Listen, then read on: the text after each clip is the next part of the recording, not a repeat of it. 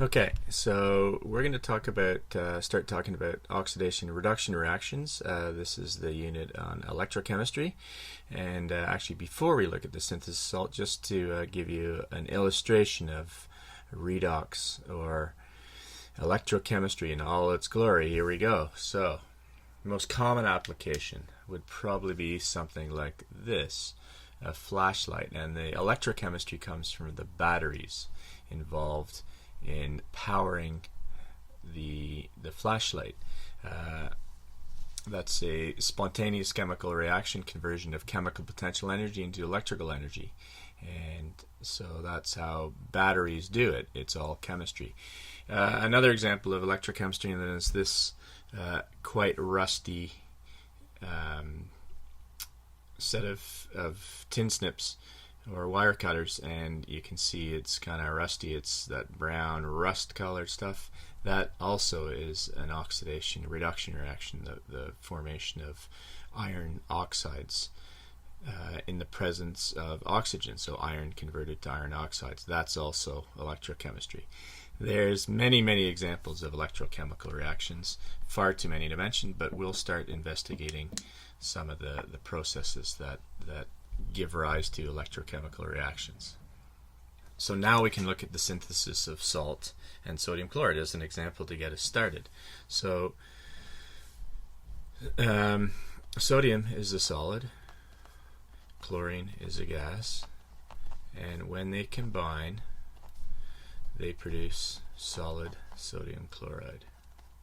And then we need to balance this, and so we balance it and we balance it. So if we look at this, what we have here is elemental sodium and we have elemental chlorine, and producing this ionic compound. Now we can look at that ionic compound in this form. Just for simplicity, I'm not going to bother balancing it, but you can see there's certainly no associated charge with the sodium element. So elemental sodium has a charge. We could write that charge if we wanted. That charge would be 0. Same with chlorine. There's certainly no associated charge. The electrons are being shared equally, and so there is no associated charge. But now, when we have this ionic compound, we have charged species. And so something must have changed in the chemical nature of those species to give rise to this charge effect. And again, if you look at sodium, it's 0, now it's +1. So in terms of electrons, it must have lost electrons. And that's essentially what happens. Sodium does lose its valence electron when it forms that ionic bond. Chlorine, on the other, charge is 0, now has a charge of -1. Chlorine must have gained an electron. And again, that's what it does. And so this is really the essence of redox reactions or electrochemistry. It's about electron transfer. And so there are means that we can sort of map that transfer, and we use that definitely to our advantage. So let's carry on. A few definitions here. So if you want to write them down, you're going to need to pause occasionally. So oxidation reduction reactions, commonly referred to as redox reactions for obvious reasons. Never heard them called ox-red reactions. So these are reactions in which there's an identifiable transfer of electrons from one species to another. So as I just showed with the sodium chloride, sodium transferred electrons to chlorine. So that's an identifiable transfer of electrons. Oxidation states, these are commonly referred to as well as oxidation numbers. These are fictitious charges or numbers that are applied according to a set of rules. We're going to learn these later, that allow for the tracking of electron transfer in redox reactions. And that's really what oxidation states are for, tracking electron transfer. Oxidation is an increase in the oxidation state, so that implies a loss of electrons. It's getting more positive. And here's a nice little memory aid for you, LEO, loss of electrons is oxidation. And so if you have an oxidation of 0, and that changes to +2, this implies an oxidation. Increase in the oxidation is 0 to +2. And finally, we have a reduction, and so a reduction is the opposite of an oxidation. So a reduction is a decrease in the oxidation, that is a gain of electrons. And here's another memory aid, GER. Gain of electrons is reduction. And so the opposite to oxidation is reduction. So +2 to 0 is a reduction, and that is a decrease in the oxidation state. It's got less positive. All right, so there's a few definitions. Let's have a look and see if you can apply a few of these. So here's a redox reaction. And so we're going to talk about oxidation states more in the next video, but I can assign some oxidation states or oxidation numbers here. So elemental species always had an oxidation state of 0. Ions, simple ions like this, have an oxidation state equal to the designated charge. So copper 2+ would have a +2 oxidation state. Now you notice I've written it as +2. That's really to distinguish between the charge.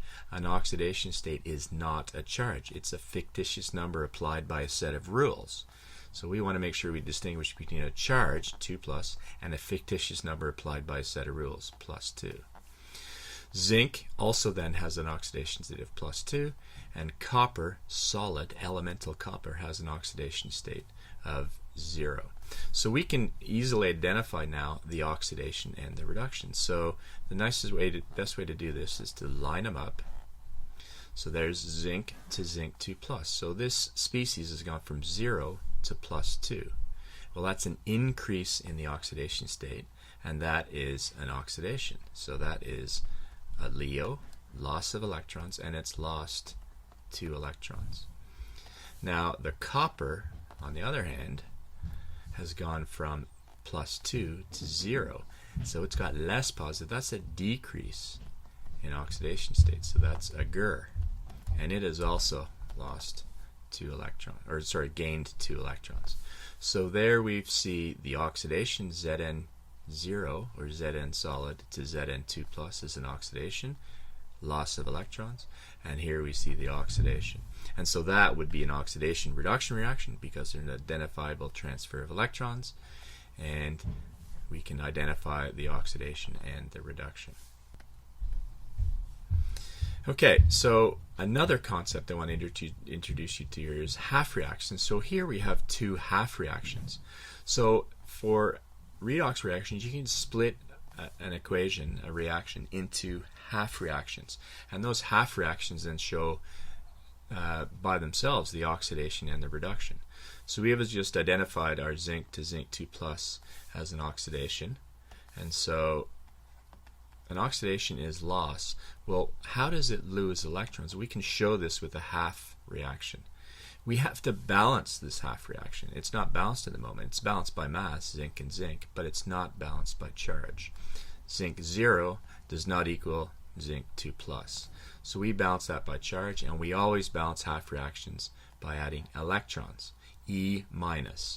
And so to balance the charge, we put 2 electrons on the product side, and that shows an oxidation. Oxidation is loss. Zinc lost electrons. There they are. They're the 2 electrons that zinc lost. So when you're balancing a half reaction, and when you need to get to the stage where you add electrons, if you've identified it as an oxidation, the electrons are always a product of that oxidation, which means the copper, which we identified as a reduction, must have gained electrons, and to balance this copper half reaction, we have to have 2 electrons as reactants. So again, there's the 2 electrons that get gained by copper 2+ to form copper solid. And so again, free electrons present in a half reaction. It's a necessity. But those are half reactions, and they can splitting a reaction into simpler half reactions in many cases is a good way to balance a otherwise very complicated redox reaction. So a couple more definitions. Half reaction, as we just looked at, 2 parts of a redox reaction, one representing oxidation, one representing reduction. Free electrons are required to be present to balance a half reaction. Free electrons are required to be present. You cannot have a balanced half reaction without free electrons. Oxidizing agent. So this is a little different. So an oxidizing agent then is an electron acceptor, and it is a reactant. They are always reactants, these agents. So it's a reactant in a redox reaction. that accepts electrons from another substance. And here's the other important bit. The oxidizing agent gets reduced. Remember, it's going to turn into something. As a reactant, it turns into something once there's electron transfer taking place. So if you identify the oxidizing agent, you know it has to be reduced. So then the reducing agent is an electron donor. So it's the opposite. And it again is a reactant, always a reactant, that donates electrons to another substance. And here's the other thing. The reducing agent will get oxidized.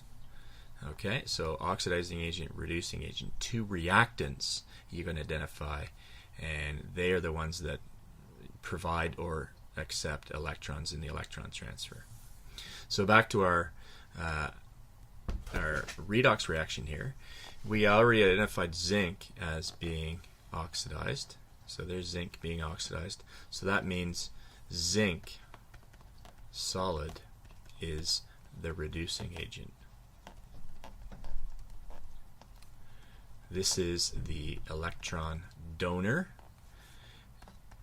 and it, in the process of donating those electrons, gets oxidized.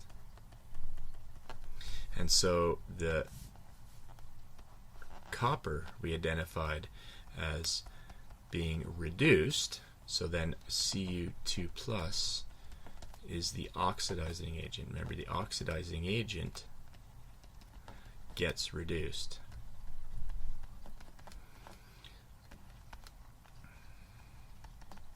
It accepts or gains those electrons. And so notice they're both reactants. We are only looking at the reactants side of the redox equation to identify the oxidizing agent and the reducing agent. So that's a brief introduction to some aspects of electrochemistry we're going to be working on, and so that concludes this video.